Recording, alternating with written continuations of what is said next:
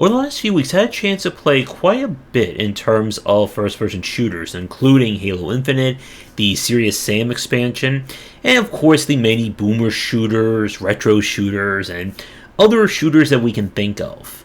And the market, I think, has really changed since the release of Doom and Doom Eternal. And for today's critical thought, I want to talk more about their philosophy of push forward design.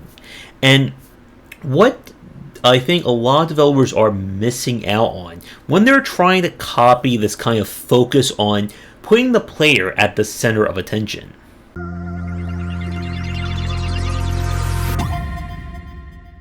When it comes to Doom 2016 and Doom Eternal, a major aspect of their design was this idea of push forward gameplay. And I'll include a link to the GDC talk it gave that kind of goes in a lot more about the background, the methodology they wanted to look at. But to sum it up for the sake of our video here, push forward design is this idea that the player should not have to disengage from the core gameplay loop. Whether that means having to hide behind a wall to recover their health, have to run around arena picking up turkey legs and ammo boxes, or having to kind of hide because enemies are shooting at them and they need to recover very fast. The whole point about push forward design is that the player is essentially the complete master of their utility. And everything that the player needs in terms of recovery and of course winning is built into the kit that they have. In Doom Eternal, if I'm in trouble, I have my frost grenades. I get that giant hammer attack in the Ancient Gods Part 2. We have the Flame Belcher. We have glory kills. You have the various runes. There's very little in the environment itself that the player needs to worry about. With the exception, of course, picking up the super power-ups like quad damage, invulnerability, berserk, and those kinds of things. But what this has done is that it provides a vastly different landscape for how you design and balance action games, not just in the first-person shooter market.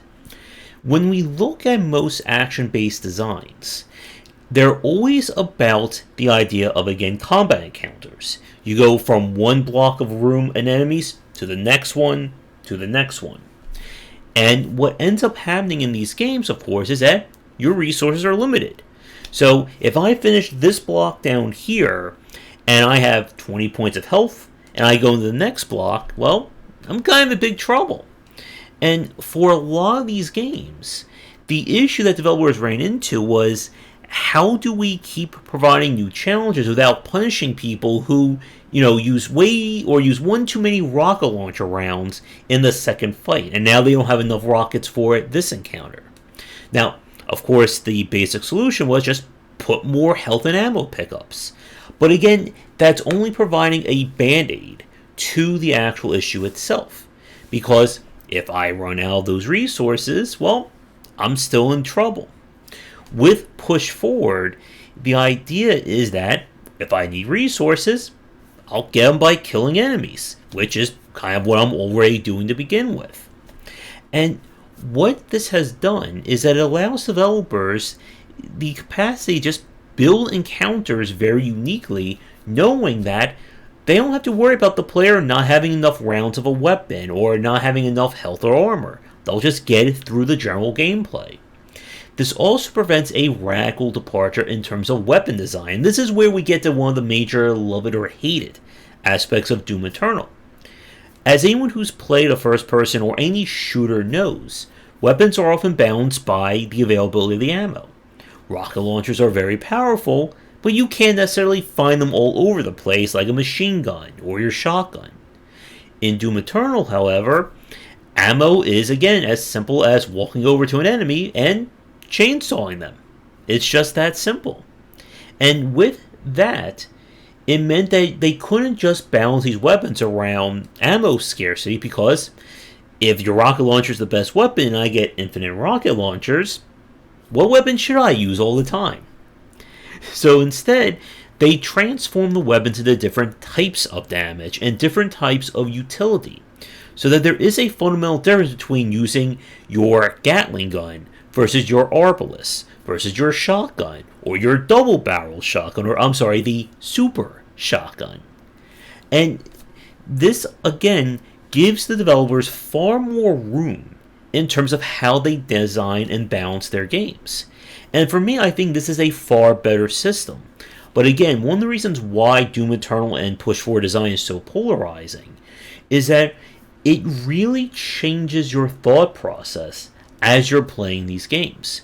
When I played a game like Serious Sam or Halo Infinite, which are probably considered now one of the more or older style arcade shooters, I'm constantly have to worry about, where are the ammo pickups on this map?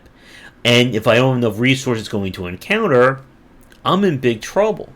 And I found both of those games to be lacking for me, especially after playing Doom Eternal and Ultrakill. And that takes me to another major aspect of what makes Push Forward Design so interesting, is that it required developers to elevate the moment-to-moment gameplay. When you're playing Doom Eternal, there is far more button presses or more inputs that go into that game compared to almost any other shooter, or at least any other AAA shooter that's out there. You have your different sub-weapons, the main weapons, your dash, and of course anything else that I'm forgetting off the top of my head right now. But it's a lot more thought required than your traditional shooter, and that's for better or worse. Because I've played several shooters as well from indie developers that put a lot of commands on the player, and we could argue that Doom Eternal is a little button heavy in terms of what it requires you to do or what you have to be processing at any given time. And when it comes to this push forward design, it borrows a lot from action games. And of course, Doom Eternal and Ultrakill are certainly not action games. You're running and shooting a lot of people. But what they do really well is that you can't just shoot. Again, most shooters, and I'm going to be saying the word shoot a lot, I think, in this video, but most shooters, the purpose of your weapons is to do damage. I know that's a very high-level conversation, a very high-level point there. But there's no difference in terms of damage if I am shooting a rocket launcher or if I'm shooting the sniper rifle. Again, it's all set up to do one specific task. But when we look at Doom Eternal, and again with this idea that weapons can do different kinds of damage and they have different strengths and weaknesses accordingly, it means that you have to be more aware of what weapon you're using. You can certainly kill every enemy with a rocket launcher, but there are far more optimized ways of doing it. You can use weapons that can specifically target weak points, and so on. But when it comes to this push-forward design, where I think a lot of developers tend to mess up with, is that you have to give the player enough ways that they can succeed on their own. And one of the issues I have with games like Halo Infinite and Serious Sam is that it always felt that I was being hamstrung by the design.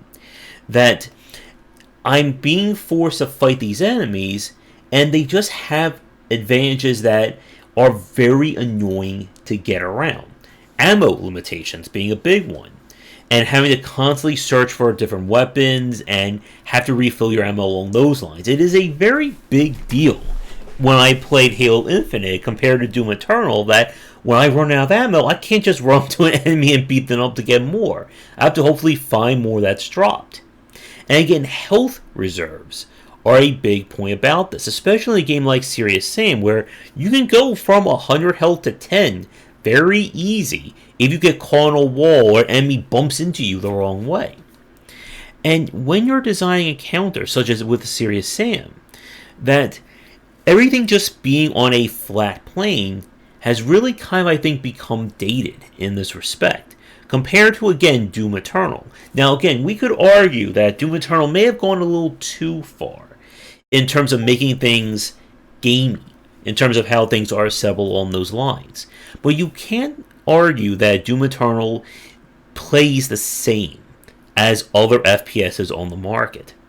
So with that said, we're going to take a quick break, and when we come back, I want to talk more about Ultrakill specifically, and how this is kind of set up to be the only FPS I play to be the successor in terms of push-forward design, and again, where some developers are messing up when it comes to encounter design and pacing. But as always, if you're interested in my thoughts on design, then be sure to check out the following design books. For entry-level students, we have 20 Essential Games to Study, and then the Game Design Deep Dive series that takes an extensive look at different genres, with free-to-play coming in 2022.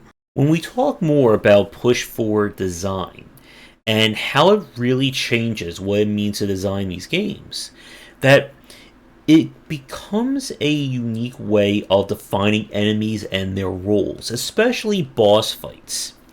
When we look at Doom Eternal and of course Ultrakill, enemies and their utility are very different compared to traditional FPS enemies. When we look at games like everything going back to the original Dooms and Quakes and Serious Sams, enemy designs are built around very distinctive roles. You have enemies that charge you, you have enemies that stay back and snipe you. But they all rely on very basic logic. Because again, you can't do anything too advanced. One, because of limitations back in the day. And two, because you're still kept within the confines of what the player can achieve. If you design an enemy that, let's say, fills the arena with poison, that if you don't kill fast enough, you're just going to die, well, that wouldn't be fair if you're dealing with limited health pickups. And you can't design something too challenging, because if it overrides the kind of agency or the situation at hand, the player's not going to be able to really focus on that enemy while dealing with everything else, while dealing with ammo and health constraints. But when the player, again, has all the utility that they need to succeed, suddenly you can have those fights. Doom Eternal, of course, has the infamous Marauder encounters, who then get filtered into or cycle into the normal fights. But Ultrakill is another really great example of this. That you have a lot of kind of trash tier or common enemies in the game, those that you shouldn't even have to spend an iota of thought on to kill them. But then you have more higher tier enemies. You have guys who charge you with flamethrowers. You have those that will stand back and snipe you. In the second episode, they introduce enemies that can buff everyone until you kill them. And again, a lot of this comes down to the fact that for these games, you can't stand still. And more importantly, you can't disengage. Because again, ammo and health are tied to how you fight. And that is a major aspect of this push-forward design. Imagine playing a traditional FPS, where an enemy in the far back can just keep buffing enemies. And if you have to rely on cover to heal and find ammo pickups, you're not going to be able to really get to that enemy and take them down without letting every other enemy get free shots on your back while you're doing it. And there's a lot more control in these games, especially in Ultrakill, where you can wall slide and dash and ground stomp and double jump and so on. That when I played Serious Sam, that this was one of the things that really frustrated me, where they will spawn enemies literally all around you, and they're faster than me. So I can't run away, I can't properly disengage or reposition to then go in for combat. In Ultrakill, if I'm in trouble, all I need to do is double jump, dash, wall jump away, and then I can immediately reposition and get back into the fray. This is the same thing in Severed Steel, where you are, again, in control of everything that you're doing. If there are enemies who are targeting me, if I'm doing damage, I can get away and then immediately replan and go back in. Now, with Ultrakill, another major point about this game that I really love are the boss encounters. It is the only game, even being Doom Eternal in this respect, that has unique combat encounters for the bosses. It's not just normal enemy but bigger, or normal enemy but just has a specific fixed pattern to deal with.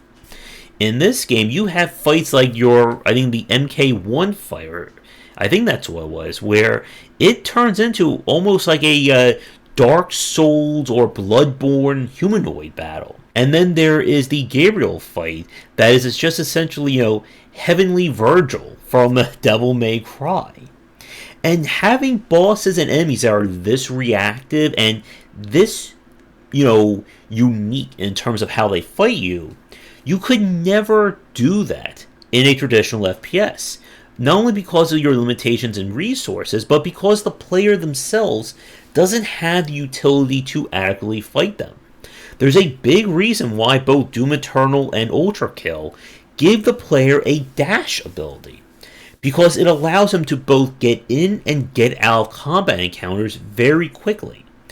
And you really get used to this idea that not only should you never be stopping, but you should always be targeting an enemy and doing damage. In Ultrakill, in order to get my health back, you have to literally run into an enemy and punch him in the face with your giant robot arm.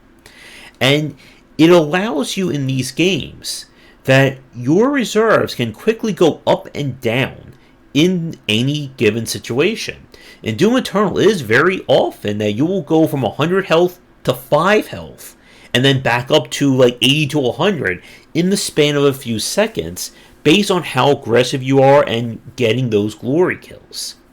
And this is what I really like about push-forward design, where a lot of developers are messing up on. That if you're going to do this right, you have to give the player the means to recover. And if you don't do that, and you just design enemies that are faster or more reactive, the player is not going to be able to compensate. And when that happens, it just becomes very frustrating to play these games. So to wrap things up, with the state of kind of modern FPSs, that I would like to see more developers really experiment with push-forward design. And again, removing the environment as a limitation on the gameplay. That let me get my health back, let me get my ammo back through combat, and then use that as the basis for creating new and interesting encounters. Now, I will argue that there is one issue with push-forward design, at least with Doom Eternal and Ultrakill, is the speed of these games. They are very fast-paced, and again, very button-heavy in terms of how you're supposed to process and deal with these situations. I would like to see a developer kind of work on a slower version of this. Maybe doing something like the pace of Remnant from the Ashes, or even doing like Dark Souls with guns. But let me know what you think, and can you think of examples of games that are trying to make use of push-forward design that I missed, or doing things differently in terms of FPS or third-person shooting gameplay? Let me know in the comments down below, and as always, thank you for tuning in. Be sure to do all that liking and subscribing. Check out our Discord and Patreon link down below, and come back for daily discussions on game design here and on game wisdom, where you examine the art and science of games.